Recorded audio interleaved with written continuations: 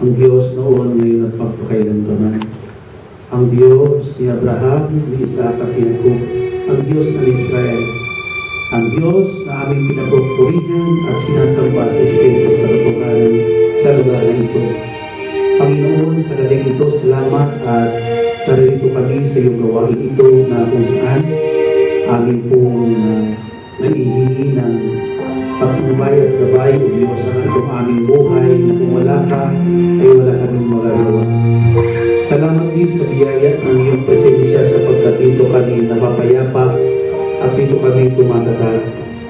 Sabi ng iyong salita, wala kaming magagawa kung kami mapapahiwalay sa iyo. Kaya mo, Diyos, na ma-recharge ang aming espiritu, ang aming kaluluwa, sa magitan ng iyong mga salita at iyong presensya sa lugar na ito, na kung saan ay kumikilos ka at kami pinagagatag. Alam naman namin na hindi kami exempted sa mga pagsubok, mga suliranin ng buhay. Subalit kapag kami narito, kami ay nagpapanibagong sigla at patuloy na binibigay mo sa amin ang ibayong pag-asa upang anuman dumating ng mga problema ay may lakas kami itong haharapin at pagtatagumpayan. O Diyos, salamat at ngayong gabi ito, inaangkin namin at pinananabigan ang iyong banal na pagkilos upang kami ay pagpalain at bigyan ng katagumpayan. Sa ngalan ng Ama, ng Anak, ng Espiritu Santo. Amen. Ating purihin ang Panginoon.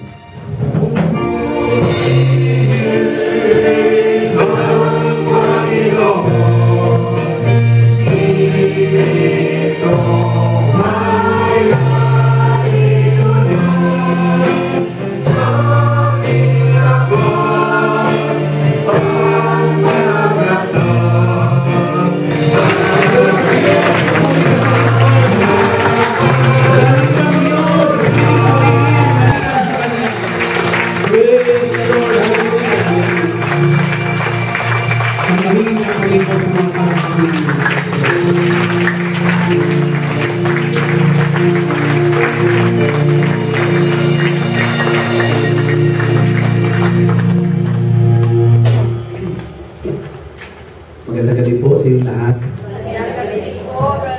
Okay, tayo po itutungo na sa kikinig ng salita ng Diyos. Kindly open your Bible in Matthew chapter 6 verse 25 hanggang 34. Tagalog version na lang ang basahin natin. Kung mayroon naman kayo English ay basahin nyo rin. Matthew chapter 6 verse 25 up to verse 34. Sabi po rito, kaya sinasabi ko sa inyo, huwag kayong mabalisa tungkol sa inyong kakanin at sa inyong inumin upang kayo'y mabuhay o kayo'y tungkol sa susukin ng inyong katawan. Hindi ba't ang buhay ay higit na mahalaga kaysa pagkain at ang katawan kaysa damit?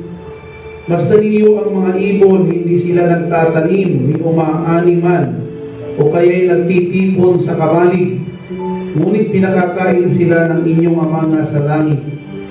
Hindi ba higit kayong mahalaga kaysa mga ibon? Sino sa inyo ang makapagpapahaba ng kanyang buhay ng kahit isang oras na maging kanang-kanyang pagkabalisa? At bakit kayo nababalisa tungkol sa pananamit? Isipin ninyo kung paano tumutubo ang mga bulaklak sa parang. Hindi sila nagtatrabaho, ni gumagawa ng damit. Ngunit sinasabi ko sa inyo, kahit si Solomon na napakayaman ay hindi nakapagdamit ng singganda ng isa sa mga bulaklak na ito. Kung dinaramdam ng Diyos sa mga damo sa parang na buhay ngayon at kinabukasan ay ginagapong sakalan, kayo pa kaya kay liit ang inyong pananampalataya sa Kanya? Kaya't huwag kayong mag-alala, baka kayo kapusin ng pagkain, inumin o damit. Hindi ba ang mga hintil ay nababahala tungkol sa mga bagay na yan? Alam na ng inyong amang na nasa langit na kailangan ninyo ang lahat ng iyan. Ngunit higit sa lahat ay pagsikapan ninyo na kayo'y pagharian ng Diyos at mamuhay ng ayon sa Kanyang kalooban. At ibibigay niya sa inyo ang lahat ng inyong pangangailangan. Kaya nga, huwag ninyong ikabalisa ang para sa araw ng bukas, dahil ang bukas ang bahala sa sarili nito. Sapat na ang inyong mga suliranin sa bawat araw. Ito po ang mabuting balita ng ating kaligtasan. Purihin ng Diyos. Purihin ng Panginoon. Okay. Nakapagpula po tayo sa presensya ng ating Panginoon.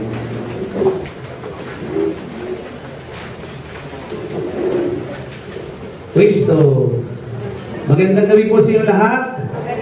Pakibatin naman po ang inyong mga katabi at kabayan at ngihian naman para maging akhok tayo sa isa't isa. Dahil magkakapatid tayo kay El Shaddai. Amen. Sabi mo, sister, kumusta ka na? Mukhang wala ka ng kautang-utang sa buhay. Binayaran na ni Lord. Palakpakan natin ang Panginoon. Ang pabagat ng ating mensahe ay tatawagin natin answer for worry. Sagot sa mga taong nababalisa. Lahat naman ng tanong may sagot eh. Amen ba? Amen. Sabi ni Lord, bakit kayo nababalisa? Hindi yun ay tanong, no? Bakit kayo nababalisa? Lahat patanong itong gospel, puro may question mark itong gospel na ito. Kaya, ang Diyos, nagtataka kung bakit tayo raw ay nababalisa. Ang tao ay nakikinabang. Sila ang principal na nakikinabang. Amen? Palakpakan natin ang Panginoon.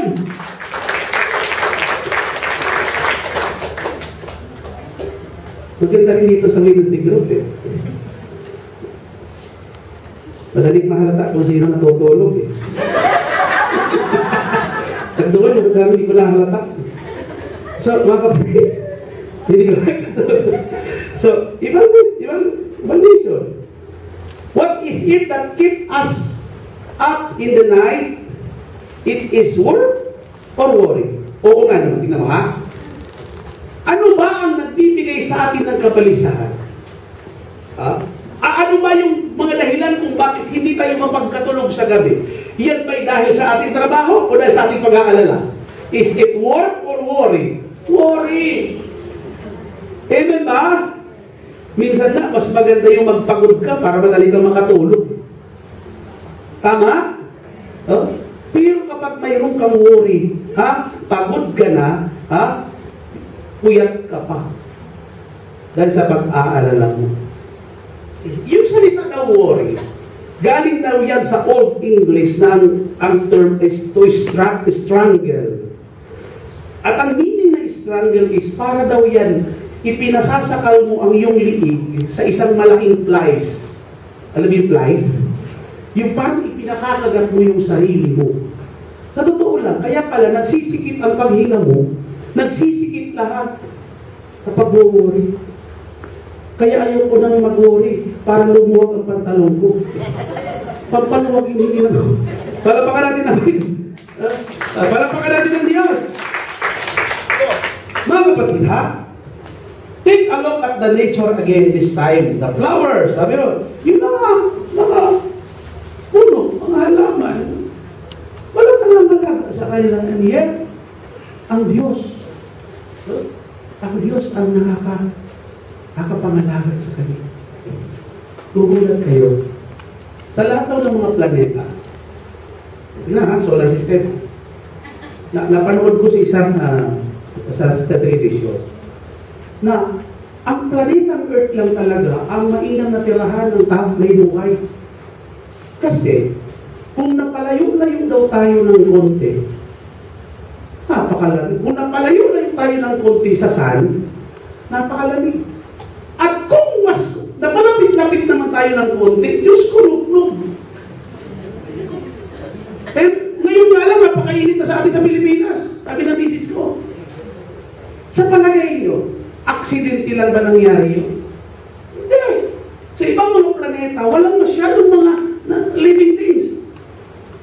Hindi ba kayo nahihiwagaan? Sino ang nag-design yan? Sabi ng mga scientists ng Big Bang Theory. Ha? Sabi nila, galing daw tayo sa unggoy. Hindi kaya.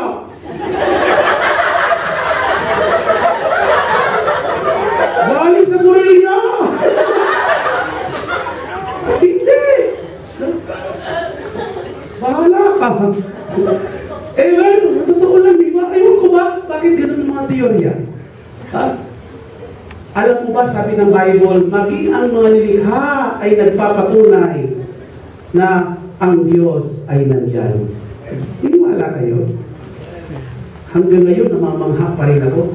Pag maggagawa ko ng wallpaper sa aking iPad, na humahanga pa rin ako sa nature. Gusto ko sa wallpaper yung mga nature. So sabi ko, Lord, talaga ang ganda pala ng daigdig na nilikha mo na minsan na pinapapangit lang talaga ng tao. Amen ba? Ganda. And everything created by the Lord, He saw that it was good. Sabi nung Genesis, maging ang Diyos na pahanga sa ganda ng mundo. Tingnan nyo, kahit sa lahat ng mga planeta, ang pinaka maganda tingnan ay ang Earth. Amen? There is God behind this mga bagay. Amen? Palapakan natin ang Panginoon. Mga ibon! Ang garami pala mga klase ng mga ibon. Amen? Magugulat ka. Huh? Magugulat ka. Masaya. Ikita mo. Ha? The same God who cares for nature, animals, birds, etc., also provides for the rest of nature, the greenery, the flower, etc. Surely, sabi rito, surely, the God who loves and takes care of the world can definitely love and take care of those who love Him and seek to obey Him. Amen ba, mga kapatid? Sabi ng Panginoon, kung ang mga ibon, pinakakain kayo makaya, mas mahalaga kayo kaysa mga ibon. Sabi nyo, mas mahalaga.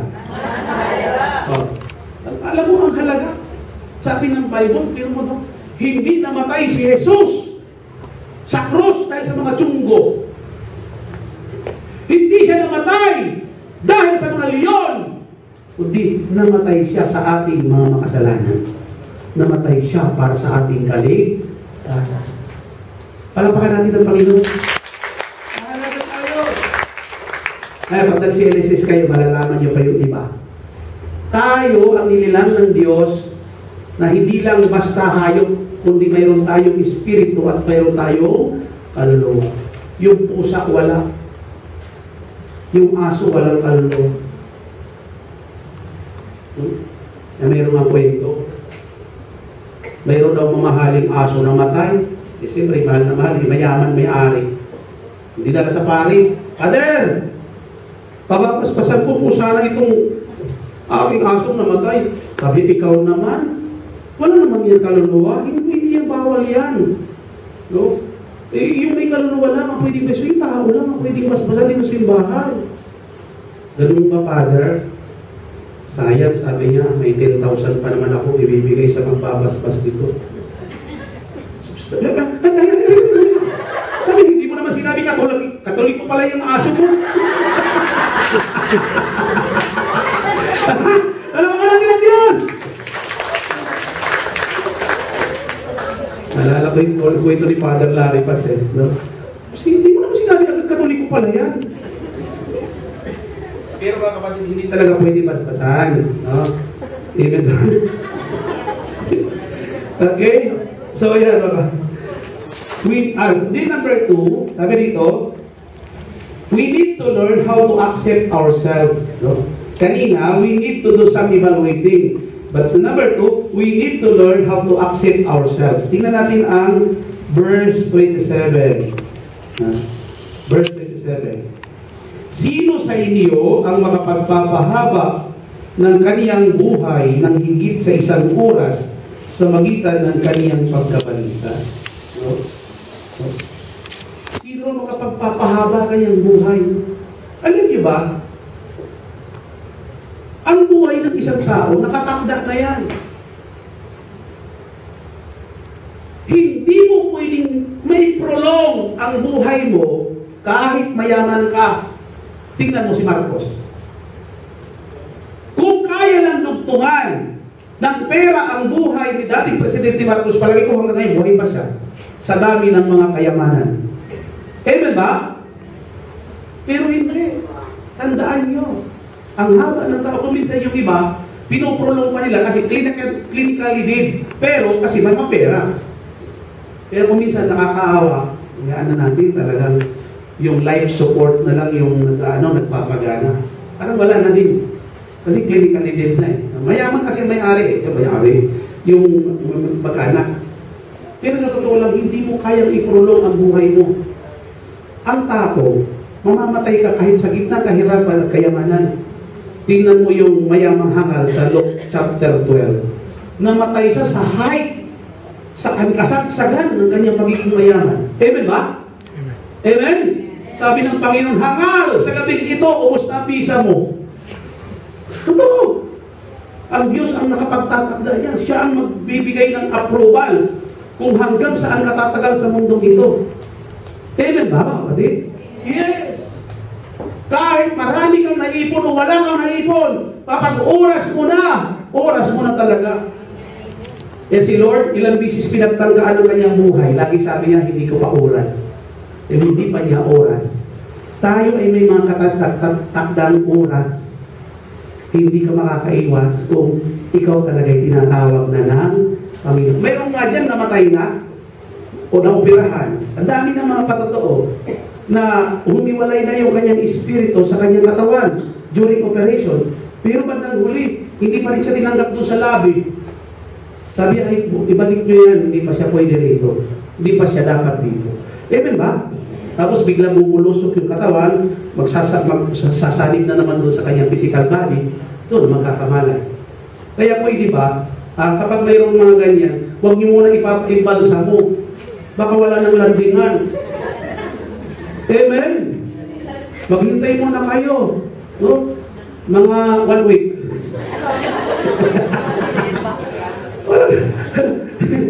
Ay, pag hiningan mo, hindi naman ang amoy. Amen ba? At tutulog lang. So yun, hindi mo pa oras.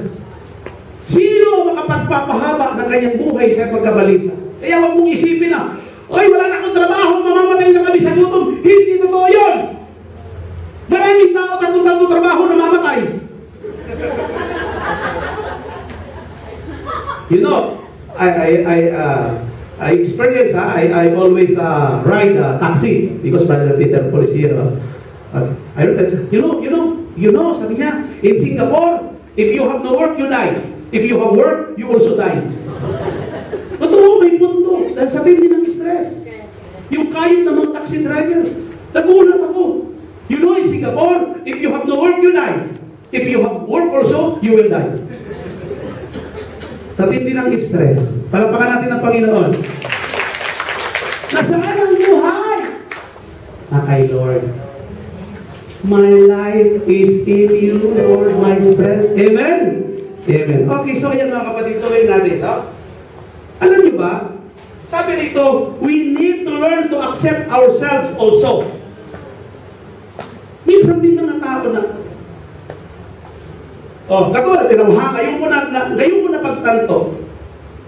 Sa totoo lang, ipinagpipray natin si Sister Cathy Aurelio. Nabanggit din ni Sister, ni Brother. You know, ang hirap. Sometimes, minsan, nagpipray tayo. Parang gusto natin pilipitin ang kamay ng Diyos. Parang gusto natin kontrolin ang Diyos. At gusto natin pitsirahan ang Diyos. Pilitin. Alam niyo ba, nang huli na-realize ko, at hindi ako nagkamali ng discernment. Sabi ko, Sister Cathy, iisa lang ang masasabi ko. Ang dami na nating nanalangin, lahat mga answered prayer yung nandito sa Wednesday group, how much more ikaw na kasama natin yung nililingkod sa Panginoon. Pero, sometimes we have to accept also the will of the Lord.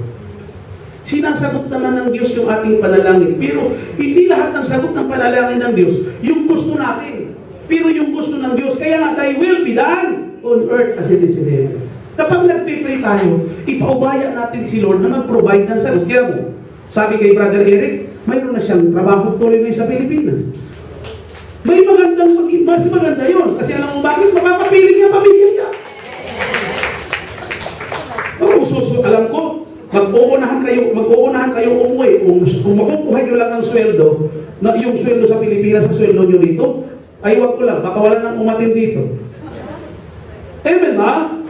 Because Singapore is not really our home. There is no place like home. Palakpakan natin ang Panginoon. Babalik ka rin. Amen. Sabi dito ng isang prayer, God grant me the serenity to accept the things I cannot change, courage to change the things I can, and the wisdom to know the difference. Galing, no? Napakagandang prayer nito. Sabi dito, Panginoon, bigyan mo naman ako ng lakas na tanggapin ko yung mga bagay na hindi na talaga magbabago. Amen ba? Oo. Kung hindi na magbabago talaga ang ugali ng employer mo, dahan-dahan mo na tanggapin na gano'n talaga siya. Kung hindi siya magbabago, ikaw ang magbago. Amen? Minsan, nag-iisip tayo, baka naman nag-i-intercede kayo, sana bumaba ang mga presyo ng mga bilihin. Hindi ako sasama dyan. So, hindi na talaga mangyayari yan. Amen? Baka pinagpipray nyo, bumalik ang bigas sa 20 pesos. Hindi na babalik yan hanggang sa magunaw ang mundo. Amen ba? Ang ipanalangin natin, na lumaki na lang ang sweldo nyo. Pero yung pagbaba ng presyo ng bilihin, impossible. Amen ba? Kasi nung una kong trabaho, tindero ako sa isang grocery. Ang pinakamahal na bigas, 4. Babalik pa kaya sa 4? Aywan ko, alas 4. Palapakan natin ang Panginoon. May mga bagay na hindi na natin dapat yung parang tanggapin. Amen ba? Sometimes, sa mga kasamahan natin, sa mga workers, sa mga sister, sometimes we have also to accept ourselves. Tanggapin nyo ng mataba ang preacher nyo. Pag tinanggap nyo yan, papayat na ako. Amen ba? Alam mo, sabi nila, pag mainit, halimbawa, mainit ang araw, no? Naglalakad ka. Pag tinanggap mo siya na mainit, parang hindi nag-aaraw, mainit. Kasi tinanggap mo na eh. Katulad din yan na pagpupuweret pa rin ng pag-aasawa. Tanggapin talaga, na bumangira talaga na, nagtapat ka sa bumangira. Huwag mo na i-compare sa iba. Amen! Ay, huwag ka nagtapat eh. Yes. No, you sometimes not to accept. Alam mo, ang pagmamahal is iniibig ka ng buong-buo. Pag kumakain ako ng ampalaya ngayon, ini-enjoy ko na ang pait. Totoo. Dati galit ako sa pait ng ampalaya. Ngayon, nai-enjoy ko na. Kasi yung pait na yan din ang sustansya. Palapakan natin ang Panginoon. Kaya sikat yung game na Candy Crush kasi laging sweet. Pero sa totoo lang, lang, mahirap din yung more sweet. Amen ba? Nag-aabang ako nung may stage pa yun na sour. Hindi, sometimes you have to accept also ng pagkatalo mo. Sour. Okay, salty. Kaya, kasi, hindi ka alis ka no? Alam nyo, hindi rin maganda na mayroong kang kaibigan na lahat sa'yo pinupuri. Lahat sa'yo pinupuri. Kahit alam mo na pinubula ka. Mas maganda pa rin yung kaibigan, sinasabihan ka rin ng totoo. Ang nagsasabi daw ng tapat, nagsasama ng maluwa. Ang dami yung mga sinasabi, pinupuri sa isa't isa, puro naman plastikan. Totoo yun. Pag kayo ay nagpa-counseling sa akin, hindi lahat sweet ang sasabihin ko sa inyo. No? Kasi, sa totoo lang, minsan yung iba, ang batayan is kung saan ka masaya, suportahan ka. Eh, paano kung papunta ka sa impyerno, susuportahan kita? Paano kung nangangalunyak ka, susuporta ako? Di pwede. Bakit pa ako naging preacher dito kung hindi ko gagampanan ang aking tungkulin na magsabi ng katotohanan? Yes, the truth hurts, but the truth will set us free. Hindi mo man ako mapasalamatan ngayon, someday maaalala lang yung matabak na to na nagsabi sa iyo ng katotohanan. Amen. Amen. So, yun ang katotohanan. Hindi mapapahaba ang buhay mo, mapapaiksik sa magitan ng dami ng iyong tinatangkilik. It is the Lord will determine. Amen ba? Kahit gaano kadaming lotion ang itaktak mo dyan sa katawan mo, kung kulubot yan pag umilag ka ng sitinta. Amen! Kahit lahat ng kulay, ikulay mo na, puputi din yan. Kahit gaano ang exercise mo, yung tuhod mo, hindi magsisinungaling yan pagdating ng araw. Amen! Palapakan natin ang Panginoon. Haba at iksip. Sabi ng Bible, wala sa kayamanan ang haba at iksip sa buhay ng tao. Nasa Panginoon. Kaya alam nyo, ang mga tao nasa Panginoon, mahaba ang buhay. Amen ba? Amen. Siyempre. No? Parang walang iniwan daw yan. Sabi ng Bible, sa aklat ba ng Jeremiah ba yun? Parang daw yan tao na malapit sa Diyos. Parang daw yan halaman na nakatanim sa tabi ng batis. Berde, lagi ang dahon. Hindi siya nangangailangan ng irrigation or pilit. Bakit? Nandyan ang buhay kasama niya. Kaya yung ibang mga tao, kahit anong gawin mong pagpapaganda, dry pa rin ang skin. Alam mo kung bakit? Malayo kay Lord. Ang mga anak ng Diyos, Johnson lang mga kapatid. Johnson lang at saka olive oil. Katalo na. Palapakan natin ang Panginoon. Hindi mo mamahaling lipstick. Kung mukhang bangus ka naman. Without question, there are some things in life that are totally unchangeable, and the only way to respond of this is to accept them and move on. Oo nga naman. I-accept mo. Na gano'n, pero mag-move on ka. Amen? Amen? Ano kung ganito ng katawan mo, ganito lang ang height mo, mag-smile ka lang. Huminga ka lang, normal ang buhay mo. Amen ba? Yung iba naiinggit tayo. Hindi mo alam yung taong kinaiinggitan mo, siya naman inggit na inggit din sa'yo. Palapakan natin ang Panginoon.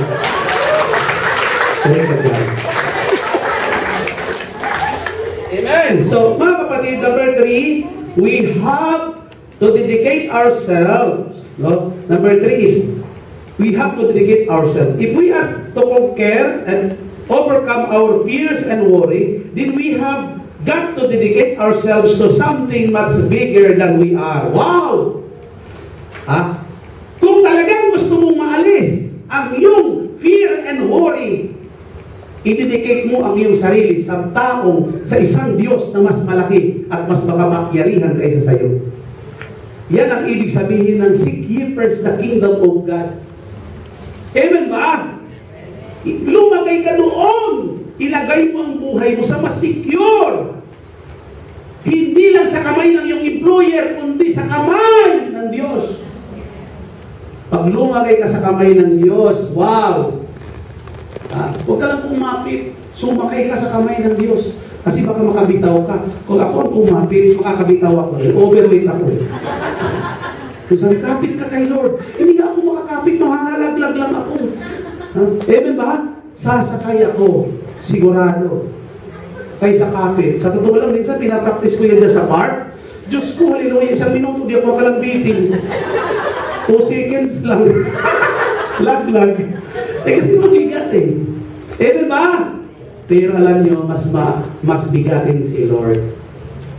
Kamay ng Diyos. Sabi nyo, kamay ng Diyos. Kamay ng Diyos. Ang kamay ng Diyos ang pinaka-secure na lugar. Ang kamay ng Diyos yun yung nagpapagaling din sa atin. Yung kamay ng Diyos, yan din ang nagpuprotekta sa atin. Yung kamay ng Diyos, yan din ang magliligtas sa atin. Yung kamay ng Diyos, yun din ang nagpo-provide sa atin. Amen ba? Sabi yung kamay. Kaya ako sa totoo lang, ako sa lolo, ako sa mga kamay ng mga OFW. Sapagkat sa kanilang mga kamay, nakasalalay ang kabubuhay din ng kanilang pamilya.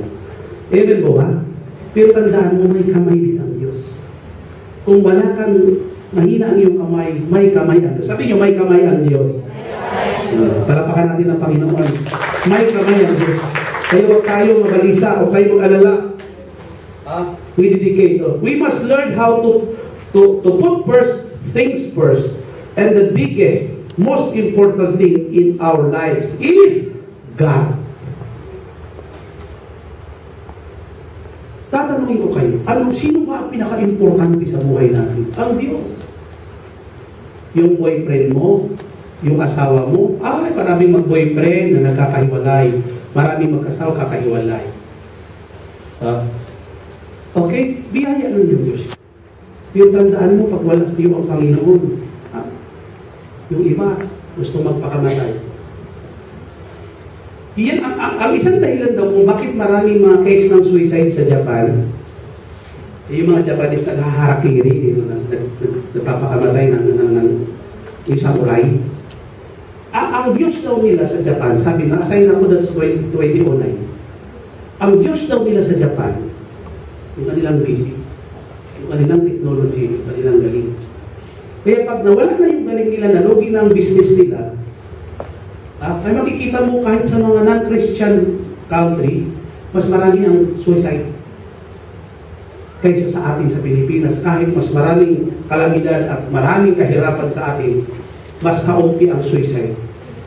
Alam mo sa kanilang Diyos busy. Kaya pag nalugi na sila, magpapakamatay. Sabi ni Bishop Ted Bacani, ating overall spiritual advisor, ang mga Pilipino kahit gaano kahirap, kahit gaano katindi ang kalamidad, kahit gaano kakurap ang ating bansa, malalakas pa rin ang loob ng mga Pinoy. Hindi sila nagpapakamatay, nag-a-abroad lang. Palapakan natin ang pag-ibig. Ba't mo yan? Nag-a-abroad lang. Yan ang ginawa mo eh. Amen? Amen ba? Yes, mga kapatid. So, we must make a complete total surrender to God and learn how to cooperate with Him in bringing of His rod of love into our hearts and lives. By learning how to let God have a total control in our entire existence, we will learn how to forget our troubles, woes, and worries. Oo nga naman. Tingnan nyo ha. Kapag isinupo daw natin ang ating buhay, at natuto ka na ang Diyos ang mag-control sa buong existence mo, sa iyong pag-iral sa mundong ito, at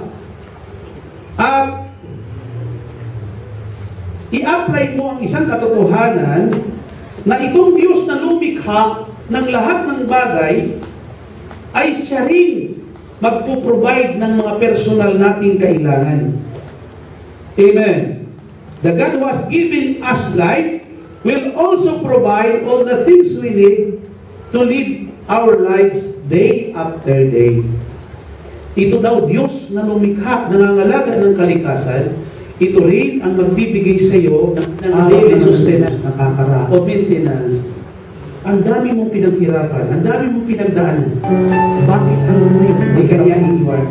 Kababayan. Thank you, Jesus. Thank you, Lord.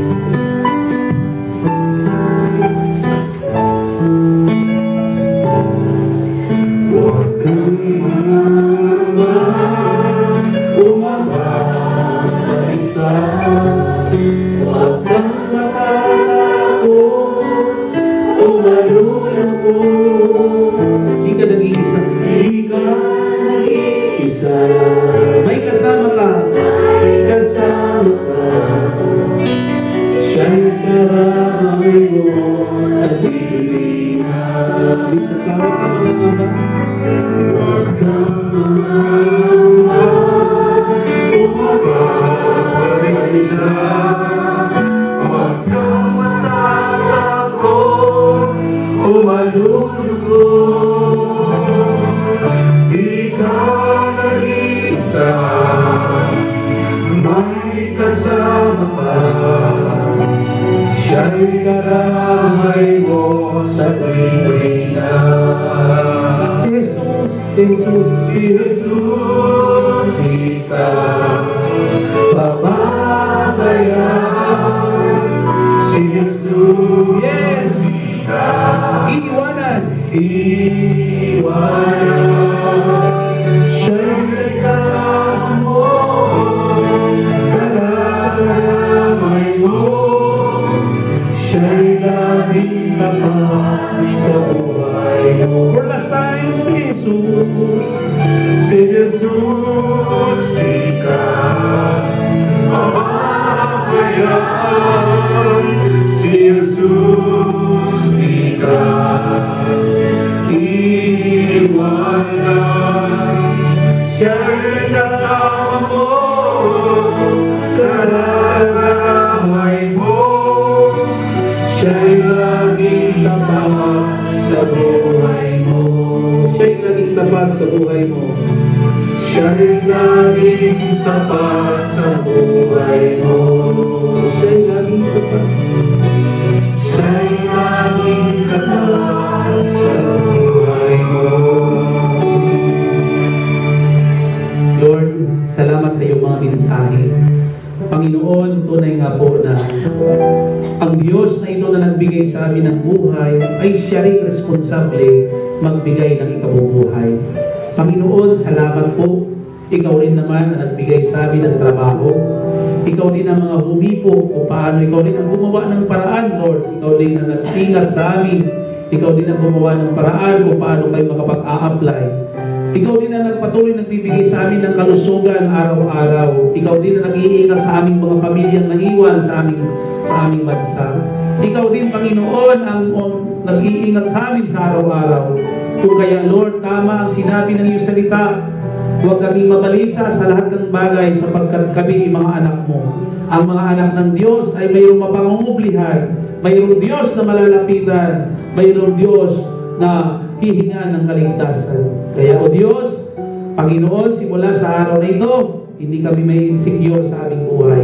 Sapagkat, Panginoon, it is the El Shaddai, the God who provide, the God who is more than enough.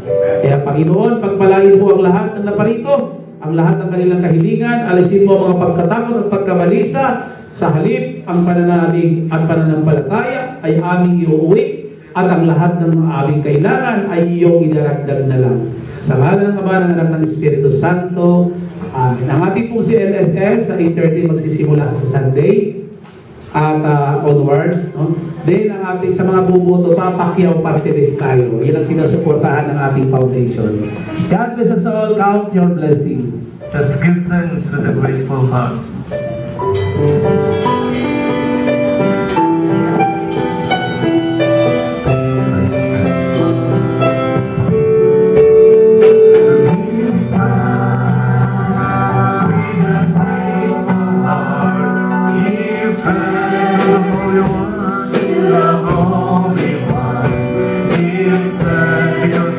Because it's given,